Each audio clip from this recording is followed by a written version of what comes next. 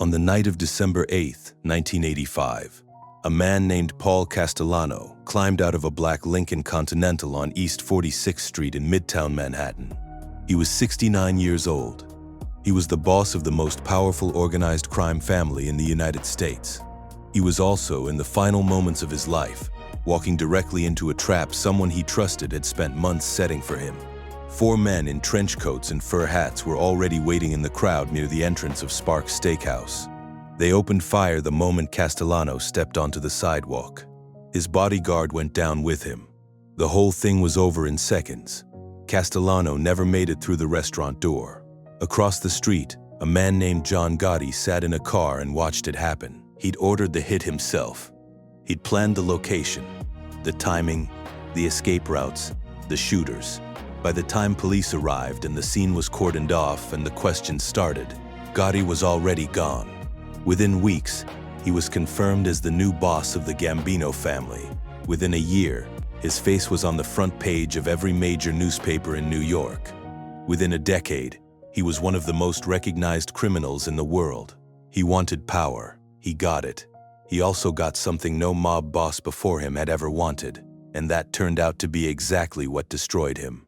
John Joseph Gotti was born on October 27, 1940, in the South Bronx. He was the 5th of 13 children. His father worked odd jobs, rarely kept steady work, and the family moved constantly, from the Bronx to Brooklyn to Queens, always one step behind the rent. Gotti grew up poor, crowded, and restless. School didn't hold his attention. The streets did.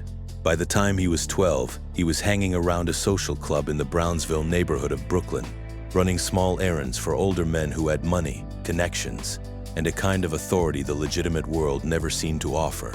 He understood that world immediately. He wanted in. By his mid-teens, he was already associated with a street gang that fed directly into the local mob structure. He got arrested multiple times before he was 20. Petty theft, disorderly conduct, the usual early record of someone moving towards something bigger. In 1966, he was formally inducted into the Gambino crime family, one of New York's 5 families, the most powerful organized crime network in the country. He was assigned to a crew operating out of a storefront in Ozone Park, Queens, a place that officially existed as a hunting and fishing club called the Bergen Hunt and Fish Club. It was not a hunting club. The crew handled loan sharking, gambling, hijacking trucks out of Kennedy Airport. Gotti was good at it, more than good. He was aggressive, loyal, and willing to do things other men hesitated over. In 1973, a low-level associate named James McBratney kidnapped and murdered Emmanuel Gambino, the nephew of family boss Carlo Gambino. Gotti was part of the crew sent to handle the response. McBratney was tracked to a bar on Staten Island and shot dead. Gotti was identified, arrested, and eventually pleaded guilty to a reduced charge of attempted manslaughter. He did 2 years at Greenhaven Correctional Facility in upstate New York. When he walked out in 1977, his standing inside the family had risen considerably. He hadn't run. He hadn't talked. He'd done his time. That counted for everything in that world. Carlo Gambino died in 1976, while Gotti was still inside. His successor was Paul Castellano, a man who'd married into the Gambino line and ran the family more like a corporate executive than a street boss. Castellano preferred white-collar schemes, construction bid rigging, labor racketeering, deals with legitimate businesses. He discouraged the drug trade, not for moral reasons, but because federal penalties were steeper and the risk of informants was higher. The men running street crews in Queens and Brooklyn didn't like him. They thought he was soft.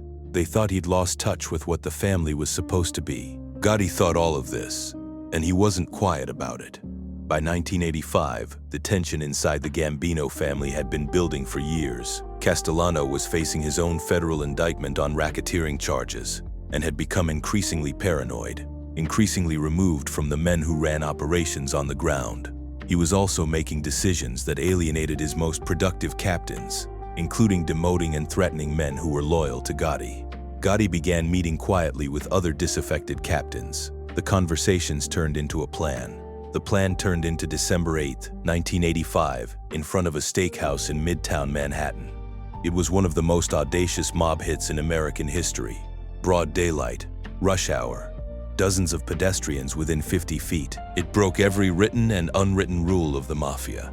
Bosses weren't supposed to be killed without the approval of the commission, the informal governing body of the 5 families. Gotti hadn't asked for approval. He hadn't consulted anyone outside his own circle. He'd just done it, openly, in public, and then stepped into the role Castellano had vacated as though it was always his. There were grumblings from other family leaders, but Gotti had moved fast enough and decisively enough that no one was in a position to challenge him directly. The Gambino family had a new boss, and the new boss had no interest in staying invisible. Every organized crime figure before Gotti, going back decades, had operated by a single governing principle. Anonymity was protection. The bosses who lasted longest were the ones nobody outside the life could pick out of a lineup. Gotti reversed that entirely. He wore hand-tailored suits that cost more than most people's monthly rent. He got his hair styled. He ate at expensive restaurants in full public view. He held court on the sidewalk outside his social club in Ozone Park, signing autographs for neighbors, shaking hands, letting cameras catch him smiling. Newspapers loved him, tabloids especially. The New York Post and the Daily News ran his photo constantly. They started calling him the Dapper Don. In his own neighborhood, he was something between a local boss and a neighborhood institution. He funded 4th of July fireworks in Ozone Park every year, block parties, small acts of generosity that built loyalty on the street level. People who had no connection to organized crime genuinely liked him, or at least liked the version of him they saw. He understood image. He cultivated it deliberately. He wanted to be seen as untouchable, and for a time, the evidence backed that up. Federal prosecutors tried to bring charges against him 3 times between 1984 and 1987. All 3 times, juries acquitted him. Each acquittal made the next headline bigger. The 1986 case fell apart after a key witness was physically assaulted before he could testify. The assault later traced back to Gotti's people. The 1987 case, a racketeering charge, collapsed when the jury foreman turned out to have been bribed. That foreman, a man named George Pape, later pleaded guilty and went to prison for it. In 1990, a juror in a 3rd case was identified as having been compromised before deliberations even began. 3 trials, 3 acquittals. The press had a new name for him now, one that stuck even harder than Dapper Don, the Teflon Don. Nothing stuck. What the headlines didn't show was what was happening behind them. The FBI had not stopped. They'd simply changed strategy. After the 3rd acquittal, federal agents concluded that trying to beat Gotti in open court, with witnesses who could be reached and juries who could be bribed, wasn't working. They needed something that couldn't be tampered with, something Gotti himself produced. They applied for authorization to plant listening devices inside the Ravenite Social Club on Mulberry Street in Manhattan, the location where Gotti had moved his operations after taking over the family. The application was approved. The bugs went in. What the microphones captured over the following months was extraordinary. Gotti talked constantly and he was careless. He discussed ongoing criminal operations in detail. He vented about specific subordinates, complained about money, referenced past violence in terms that left very little room for interpretation. He was caught on tape talking about murder, not abstractly, but specifically, with names and context and the kind of operational detail that meant something to prosecutors building a case. He appeared to understand, in some vague way, that surveillance was always a possibility. He didn't act like it. He talked as though the room was his, and always would be. One of the men he complained about most on those recordings was Salvatore Gravano. Gravano was his underboss, his second in command, a man who had been with Gotti through the planning and execution of the Castellano Hit. He'd personally taken part in 19 murders over the course of his career inside the family, by his own later admission. He was also, apparently, someone Gotti increasingly saw as a rival, someone whose reputation among the crew was growing in ways Gotti didn't like. On the tapes, Gotti criticized Gravano repeatedly. He questioned his loyalty. He implied in one recording that Gravano might need to be dealt with. Gravano eventually learned what was on the tapes. He learned that his boss, a man he'd stood next to through the most dangerous moments of both their careers, had been discussing him in terms that sounded like a prelude to something permanent. He made a decision.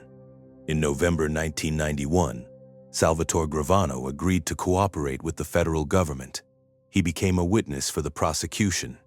In exchange for his testimony, he would eventually receive a reduced sentence of 5 years. An extraordinary deal, given the 19 murders he admitted to, and one that generated enormous controversy, both inside and outside the legal system. The trial of John Gotti began in February 1992 in a federal courthouse in Brooklyn.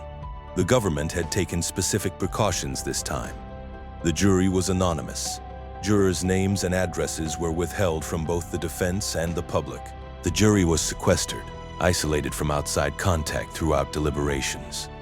Defense attorneys had no way to identify individual jurors. There would be no approach, no bribery, no last-minute pressure on a foreman. The defense team, led by Albert Krieger, worked to discredit Gravano, to paint him as a mass murderer whose testimony had been purchased with a plea deal too good to be believed. It was a reasonable argument. The jury listened to it. They also listened to Salvatore Gravano himself. He testified for 9 days. He described in specific and clinical detail conversations he'd had with Gotti about ordering murders, about the Castellano Hit, about the day-to-day operation of a criminal organization that ran through construction, garbage, gambling, and loan sharking across New York City. His testimony was corroborated, in significant detail, by what the FBI's hidden microphones had recorded. The tapes played in open court, Gotti's own voice, in his own words describing violence and conspiracy, heard by a jury that couldn't be reached. The defense had no answer for the recordings. There was no credible way to claim the voice wasn't his. On April 2, 1992, after 13 hours of deliberation across 2 days, the jury returned its verdict. Guilty on all counts: racketeering, obstruction of justice, tax evasion, 5 murders, including the killing of Paul Castellano on East 46th Street in December 1985. Every charge stuck. An FBI official named James Fox stood in front of cameras outside the courthouse afterward. He told reporters, "The Teflon is gone. The Don is covered in Velcro. Every charge stuck." It was the kind of line that gets remembered. It was also accurate. The man who had walked out of 3 separate federal trials without a conviction had finally run out of room. John Gotti was sentenced on June 23, 1992. Life in federal prison without the possibility of parole. When the verdict was announced outside, hundreds of his supporters who had gathered near the courthouse reacted the way a certain kind of loyalty produces when it finally breaks. Overturned cars, clashes with police, street fires, hours of chaos in the neighborhood around the court. It was the last major public expression of the image he'd spent 7 years building. The flash, the crowd, the attention. All of it played out one final time in a way he couldn't see and wouldn't have wanted. He was transferred to the United States Penitentiary in Marion, Illinois, a maximum security federal facility that held some of the most dangerous and high-profile prisoners in the federal system. Marion operated under a form of near-total lockdown known as control unit housing, which meant prisoners spent most of each day confined to their cells with minimal human contact.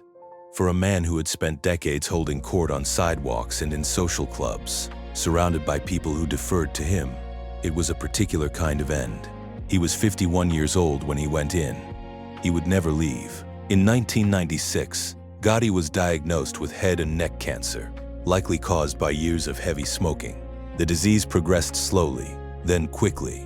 He received treatment inside the prison's medical facilities, but his condition deteriorated over several years. He lost weight. His speech became difficult. The man who had given press conferences and posed for photographers was now largely invisible, existing in a federal medical unit far from New York and far from anyone who'd known him in his prime. His family visited when permitted. His son, John Gotti Jr., had briefly taken over management of the family's operations after the 1992 conviction, before eventually stepping away from organized crime entirely, by his own account. Salvatore Gravano, the man whose testimony had ended Gotti's career, did not disappear quietly either. After serving his 5-year sentence, he entered the Witness Protection Program and relocated to Arizona. By 2000, he'd been arrested again, this time for running an ecstasy distribution ring out of Phoenix, moving thousands of pills per week through a network that included his own family members. He eventually pleaded guilty and received a 19-year sentence, The deal he'd gotten for testifying against Gotti was no longer protecting him. He was back inside, and this time there was no Gotti to testify about. Gotti died on June 10, 2002, at the United States Medical Center for Federal Prisoners in Springfield, Missouri, where he'd been transferred for advanced cancer treatment. He was 61 years old. His body was returned to New York and buried at St. John's Cemetery in Queens, not far from the neighborhood where he built everything. Thousands of people lined the streets for his funeral procession. Supporters, curious onlookers, former associates, people who had only known him from the tabloids. It was a crowd that would have pleased him. It was also proof of something he'd misunderstood from the beginning. The visibility he'd cultivated, the suits, the headlines, the public persona, hadn't protected him. It had marked him. Every photograph made the government's case more concrete. Every interview gave prosecutors a record. Every tabloid story about the Teflon Don put pressure on the FBI to find a way that worked, to try harder and longer until they cracked the insulation. Quiet bosses got quiet ends. Gotti had made himself the most famous organized crime figure in America. That fame was a target. The Ravenite Wiretaps, the anonymous jury, the Gravano deal, all of it happened in the specific context of a government that had been publicly embarrassed by 3 failed prosecutions and was determined not to fail a 4th time. The Gambino family didn't disappear after 1992. Organized crime doesn't work that way. New leadership emerged, quietly, the way leadership is supposed to emerge in that world, without press conferences, without anyone outside the life knowing a name or a face. The men who followed Gotti learned the lesson he'd refused to learn. They went back to the old rules. Stay invisible. Stay quiet. Don't give the government a reason to make you its central project.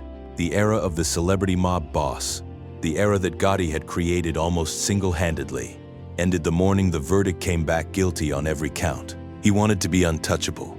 He spent a decade convincing himself, and a lot of other people, that he was. The suits, the acquittals, the nickname, the crowds outside the courthouse, all of it built towards something that looked like invincibility from the outside. And then a man he'd insulted on a hidden microphone walked into a federal building and started talking.